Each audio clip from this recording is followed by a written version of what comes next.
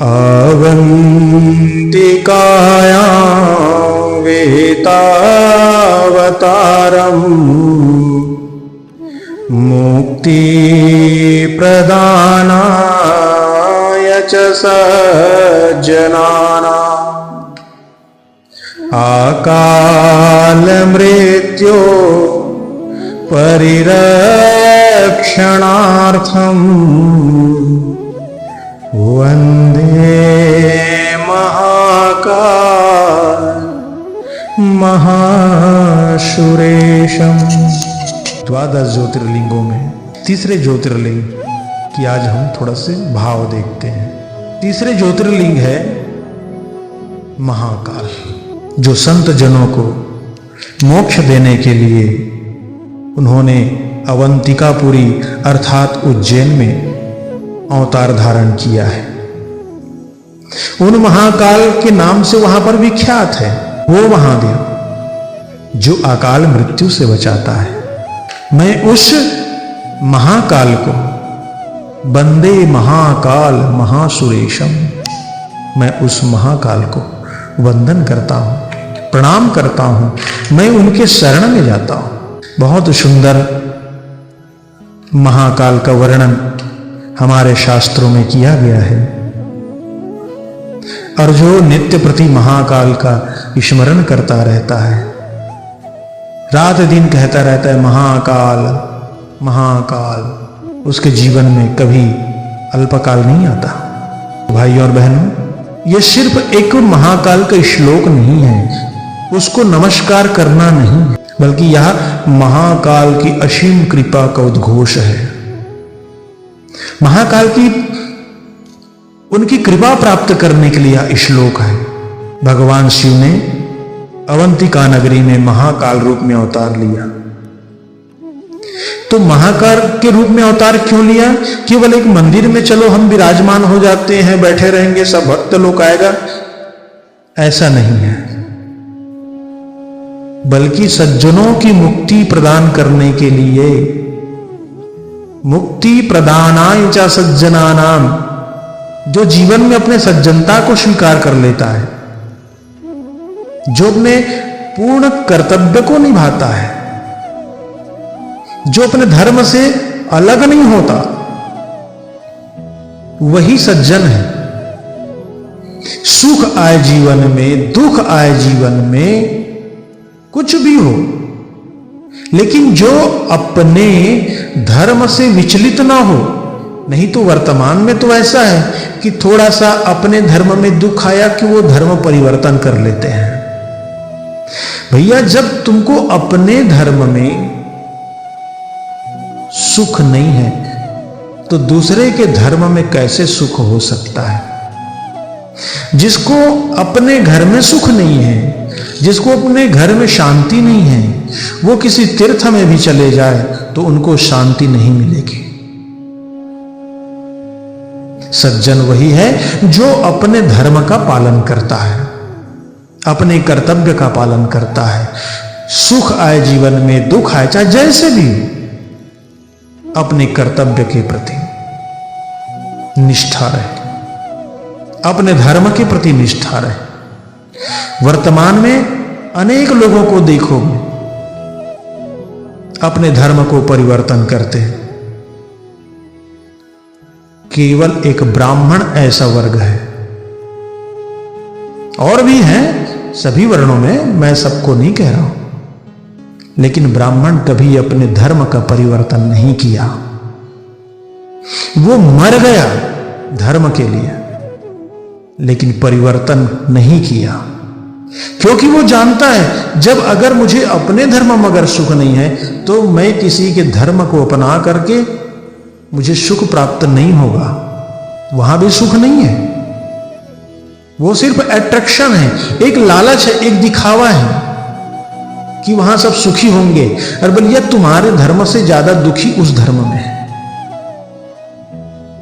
तभी तो वो अपने धर्म में मिलाना चाहता है ना, उसको जरूरत है, और हमारे धर्मों को किसी की जरूरत नहीं है।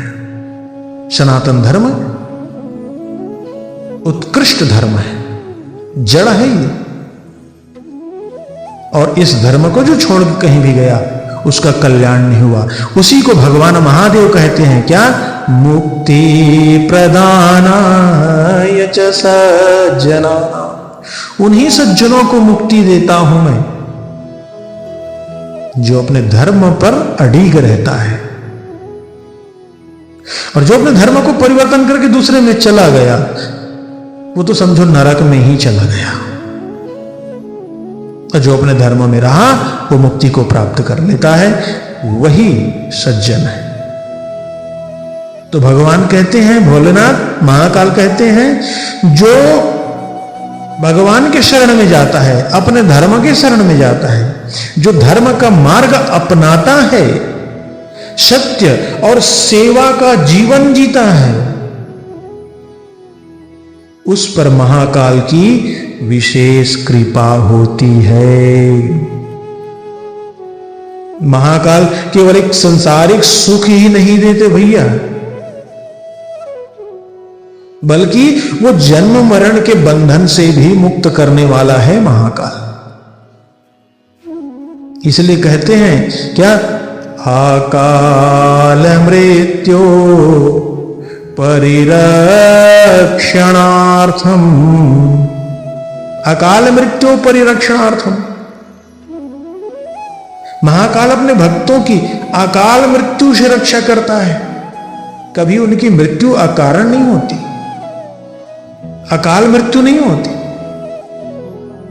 इसका अर्थ केवल शरीर की रक्षा नहीं है, बल्कि जीवन के हर संकट, हर भय, हर दुर्घटना और हर विपत्ति में वे अपने भक्त का हाथ थामे रखता है, उसके साथ साथ चलता है, उनके कदम से कदम मिलाकर के मेरे महादेव चलता है। जिस पर महाकाल की कृपा हो उसका कोई भी बाल बांका नहीं कर सकता भैया, कोई भी बाल बांका नहीं कर सकता। जो उसके प्रति ईर्ष्या रखेगा, जो शिव भक्त के प्रति, जो महाकाल के भक्त के प्रति ईर्ष्या रखेगा, द्वेष रखेगा, याद रखो उस भक्त का कुछ नहीं बिगड़ेगा, लेकिन जो ईर्ष्या करने वाला है उनका धीरे धीरे धीरे पूरा जीवन पतन हो जाता है। इसलिए भक्त कहता है महाकाल से, और बड़े प्रेम से कहना चाहिए महाकाल के पास जाकर, अपने आंखों में आंसू भर के कहना चाहिए, हृदय को द्रवित करके कहना चाहिए क्या? वंदे महाकाल महासुरेशम, वंदे महाकाल महासुरेशम। हे महाकाल, मैं आपको बार बार प्रणाम करता हूं, आप ही मेरे रक्षक हैं प्रभु, आप ही मेरे उद्धारक हैं, और आप ही मेरे जीवन के आधार हैं महाकाल।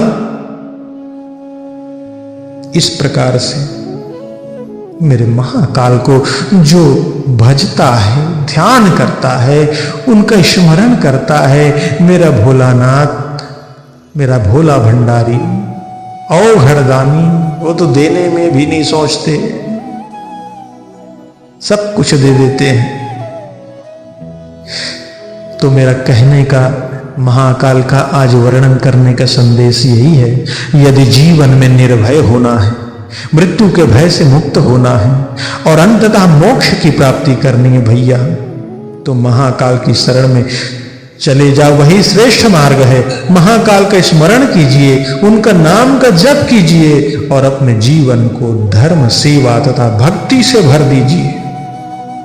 जहां महाकाल का आश्रय है वहां भय का कोई स्थान नहीं है, वहां भय का कोई स्थान नहीं है, उसका कोई भी बाल बांका नहीं कर सकता मेरे महादेव के भक्त का। ओम हर हर हर महादेव। मेरे महाकाल